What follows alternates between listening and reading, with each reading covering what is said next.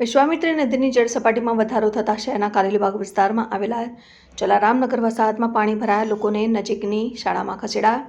ઉપરવાસમાં ભારે વરસાદ થતાં શહેરમાં ધીમી ધારે સતત વરસાદને કારણે વિશ્વામિત્રી નદીની જળ સપાટીમાં સતત વધારો થઈ રહ્યો છે ને ત્યારે રવિવારે સવારે વિશ્વામિત્રી નદીની જળ સપાટી 22 ફૂટે પહોંચતાની સાથે જ કારેલીબાગ વિસ્તારમાં વિશ્વામિત્રી નદી કાંઠે આવેલા જલારામનગર વસાહતમાં વિશ્વામિત્રી નદીના પાણી લોકોના ઘરોમાં પ્રવેશતા તંત્ર દ્વારા લોકોને સલામત સ્થળે ખસી જવા સૂચના આપવામાં આવી હતી। સાથે જ અહીંથી લોકોને નજીકની શાળામાં ખસેડાયા છે અને અહીં ધીમે ધીમે વિશ્વામિત્રી નદીના પાણી આગળ વધી રહ્યા છે, જેના કારણે હવે સ્થાનિકોમાં ચિંતા વ્યાપી ગઈ છે।